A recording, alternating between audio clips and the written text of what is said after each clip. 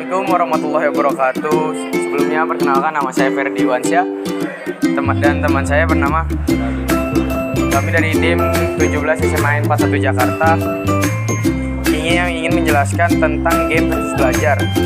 Tanpa basa-basi lagi, langsung aja kita ke videonya. Pada zaman sekarang ini, anak-anak dan para remaja khususnya laki-laki sudah tidak asing lagi dengan yang namanya game online. Game online adalah permainan yang dimainkan di komputer, handphone, dan laptop. Game online menggunakan akses internet, jadi disebut online. Game online sangatlah mudah ditemukan di lingkungan masyarakat. Hal ini dipengaruhi oleh berkembangnya perusahaan game online seperti Garena, Tencent, dan lain-lain. Yang pada dasarnya perusahaan tersebut terkenal di dunia. Tidak jarang pada saat ini banyak remaja yang memainkan game dan betah nongkrong di luar rumah. Game online memiliki dampak positif bagi remaja, dan game online bersifat edukatif dan mendidik. Para gamers bisa mendapatkan dampak positif dari game yang mereka mainkan. Game online juga memiliki dampak negatif karena game bisa mempengaruhi orang yang memainkannya menjadi kecanduan dan mengganggu pembelajaran di sekolah, serta merusak mata kita jika dimainkan secara terus-menerus. Kita sudah seharusnya bersikap lebih bijak terhadap banyaknya game online di masyarakat. Boleh saja bermain game asal bisa mengatur waktu. Usaha sadar dan terencana untuk mewujudkan suasana belajar dan proses pembelajaran agar peserta didik secara aktif mengembangkan potensi dirinya untuk memiliki kekuatan spiritual keagamaan, pengendalian diri, kepribadian, kecerdasan, akhlak mulia, serta keterampilan yang diperlukan dirinya. Masyarakat, bangsa, dan negara dengan demikian proses pendidikan memiliki peranan yang sangat penting dalam menentukan kualitas kehidupan seseorang.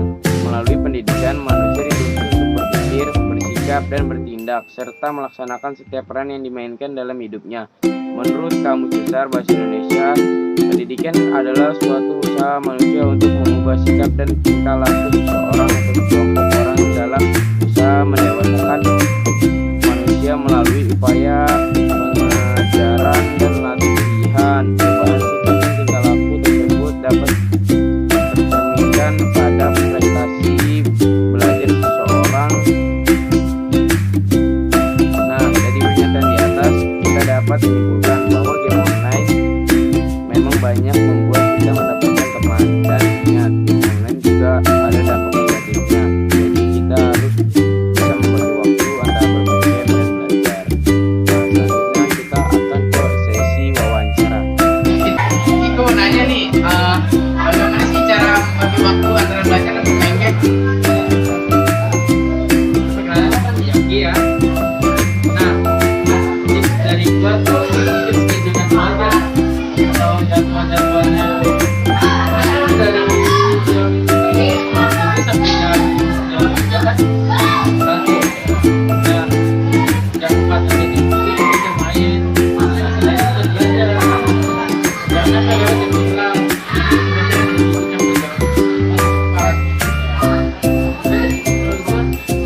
Sama-sama lagi, jangan belajar kalau bikin luar pasti ya nggak boleh tuh. Oke, siap. Oke, jadi sudah menjadi narasumber kita. Oke, kita lanjut ke narasumber kita selanjutnya. Oke, kita udah bersama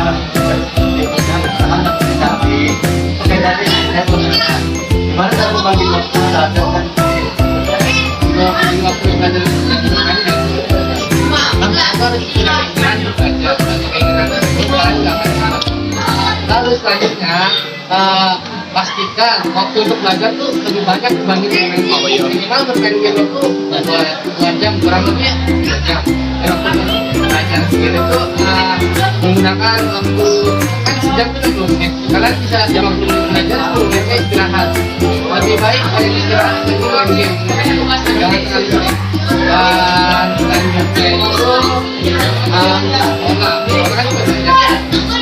Kalian waktu di sekolah tuh perhatikan pelajaran, kalian berikan dulu agar waktu di rumah kalian tidak perlu yang namanya yang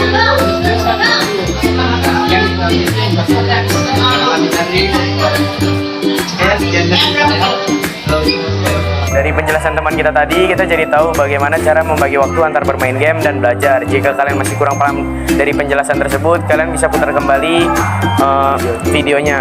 Sekian dari kelompok kami, kurang lebihnya mohon maaf. Wassalamualaikum warahmatullahi wabarakatuh.